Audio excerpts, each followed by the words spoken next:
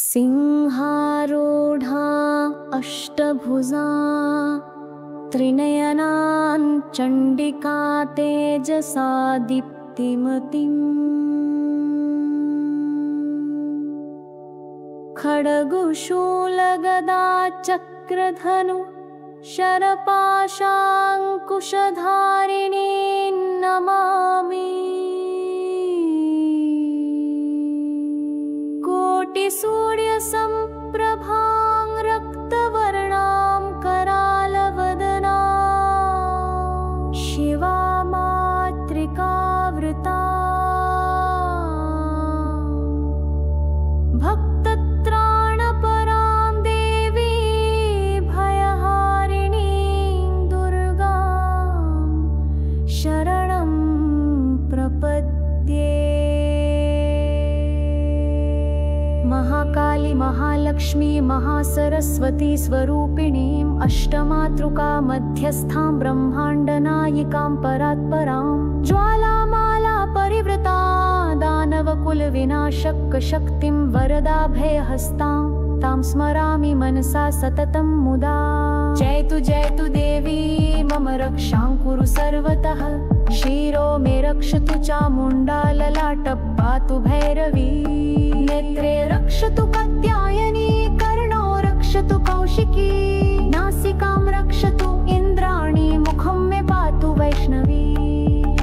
जयतु देवी मम रक्षां कुरु सर्वतः कण्ठं रक्षतु चन्द्रावती स्कन्धो मे पातु माहेश्वरी भुजो रक्षतु वाराही करो मे पातु नारसिंही हृदयं रक्षतु दुर्गा महेशी स्तनौ मे पातु शिवदूती।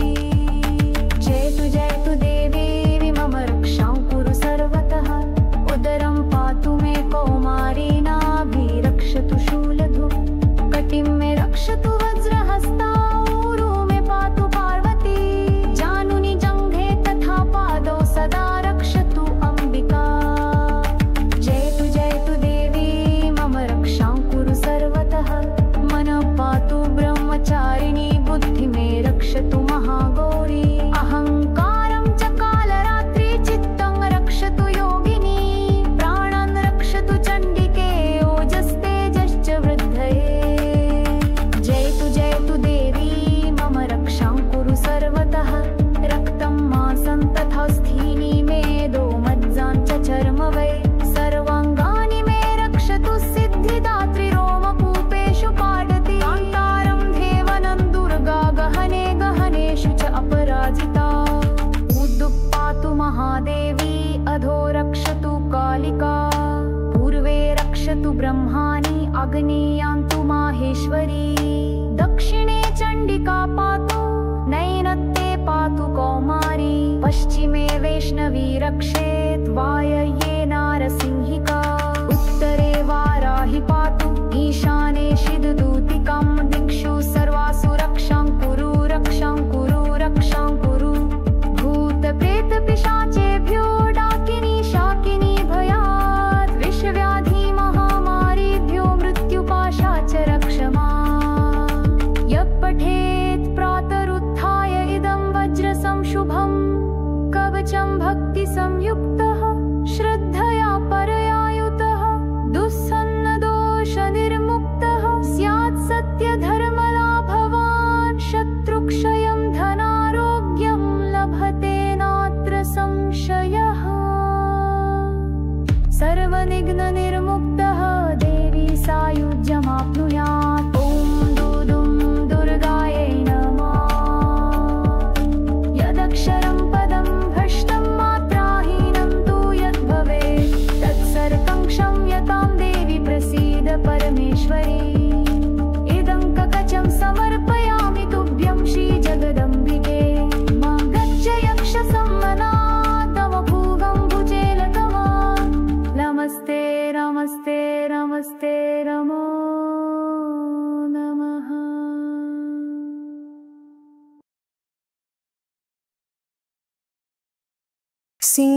सिंहारूढा अष्टभुजा त्रिनयना चण्डिका तेजसा दीप्तिमतीं खड्गशूलगदा चक्रधनु शरपाशां कुशधरिणी नमामि। कोटिसूर्यसम्प्रभां रक्तवर्णां करालवदनां शिवामातृकावृतां भक्तत्राणपरां देवी भयहारिणीं दुर्गां शरणं प्रपद्ये। महाकाली महालक्ष्मी महासरस्वती स्वरूपिणीमष्टमातृका मध्यस्थां ब्रह्माण्डनायिकां परात्परां ज्वालामाला परिवृतां दानवकुलविनाशकशक्तिं वरदाभयहस्तां तां स्मरामि मनसा सततं मुदा। जयतु देवी मम रक्षां कुरु सर्वतः। शिरो मे रक्षतु चामुण्डा ललाटं पातु भैरवी। नेत्रे रक्षतु कात्यायनी कर्णौ रक्षतु कौशिकी। नासिकां रक्षतु इन्द्राणी मुखं मे पातु वैष्णवी। जयतु देवी मम रक्षां कुरु सर्वतः। कण्ठं रक्षतु चन्द्रावती स्कन्धो मे पातु माहेश्वरी। भुजो रक्षतु वाराही करौ मे पातु नारसिंही। हृदयं रक्षतु दुर्गा महेशी स्तनौ मे पातु शिवदूती। जयतु देवी मम रक्षां कुरु सर्वतः। उदरं पातु मे कौमारी नाभि रक्षतु शूलर्क। कटिं मे रक्षतु वज्रहस्ता ऊरु मे पातु पार्वती। जानुनी जङ्घे तथा पादौ सदा रक्षतु अम्बिका। जयतु देवी मम रक्षां कुरु सर्वतः। मनः पातु ब्रह्मचारिणी बुद्धिं मे रक्षतु महागौरी। अहङ्कारं च कालरात्रिः चित्तं रक्षतु योगिनी। प्राणान् रक्षतु चण्डिके ओजस्तेजश्च वृद्धे।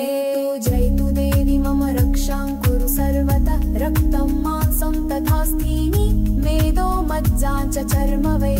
सर्वाङ्गानि मे रक्षतु सिद्धिदात्री। रोमकूपेषु पाटि कान्तारं देवनदुर्गा। गहनेषु च अपराजिता। ऊर्ध्वं पातु महादेवी अधो रक्षतु कालिका। पूर्वे रक्षतु ब्रह्माणि आग्नेया तु माहेश्वरी। दक्षिणे चण्डिका पातु नैऋत्ये पातु कौमारी। पश्चिमे वैष्णवी रक्षे त्वायये नारसिंहिका। उत्तरे वाराही पातु ईशाने शिवदूतिकां। दिक्षु सर्वासु रक्षां कुरु भूतप्रेतपिशाचेभ्यो डाकिनी शाकिनी भयात्। विषव्याधि महामारीभ्यो मृत्युपाशाच्च रक्षं मां। य पठेत् प्रातरुत्थाय इदं वज्रसं शुभं कवचं भक्तिसंयुक्तः श्रद्धया परया युतः। दोषनिर्मुक्तः स्यात् सत्यधर्मलाभवान्। शत्रुक्षयं धनारोग्यं लभते नात्र संशयः। सर्वविघ्नविनिर्मुक्तः देवी सायुज्यमाप्नुयात्। ॐ ह्रीं दुं दुर्गायै नमः। यदक्षरं पदं भ्रष्टं मात्राहीनं तु यद्भवं तत्सर्वक्षं लतां देवी प्रसीद परमेश्वरी। इदं कवचं समर्पयामि तुभ्यं श्रीजगदम्बिके। मां रक्ष सर्वदा रमा मुझे वतुः। नमस्ते।